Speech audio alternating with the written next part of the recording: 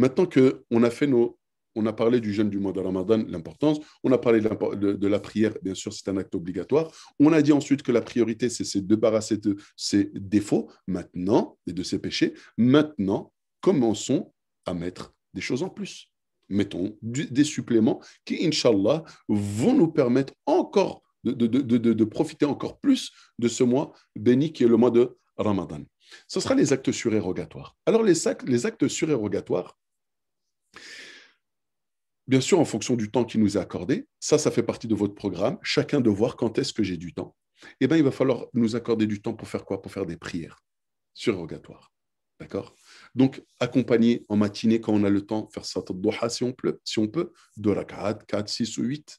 Hein? Lorsque je vais faire Salat al-Dhuhr, ben, pourquoi pas faire 2 unités de prière avant et puis faire 2 unités de prière après?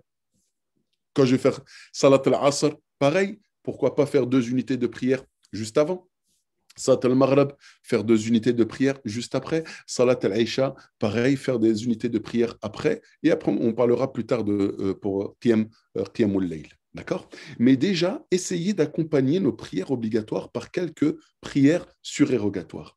Et allez-y de manière vraiment très légère. Moi, je conseille toutes ces personnes qui, en temps normal, n'ont pas l'habitude de faire des prières surérogatoires. Essayez d'en placer ici 2 ou 3 dans la journée. Par exemple, une dans la matinée, une après le Dhuhr et une après le Maghrib. Essayez de placer au moins ça.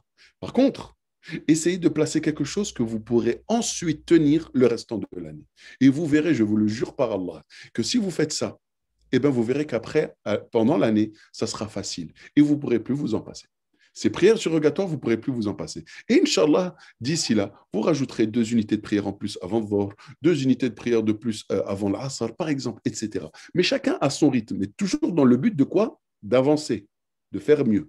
Donc là, dans votre programme, vous devez chaque jour mettre en place un programme de prière surrogatoire dans la journée. Je n'ai pas parlé de la nuit encore. Je parle de la journée, là.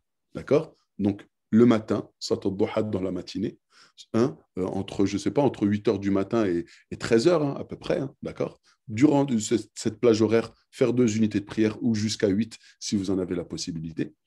Faire 2 unités de prière après le Dhuhr, ou deux avant aussi, pourquoi pas, 2 avant l'Asr, 2 après le Maghrib, 2 après l'Aïcha. Voilà, mais commencer à avoir cette habitude de faire, en plus de nos actes d'adoration obligatoires, d'y ajouter des actes de prière surrogatoires. Ça, c'est pour les prières.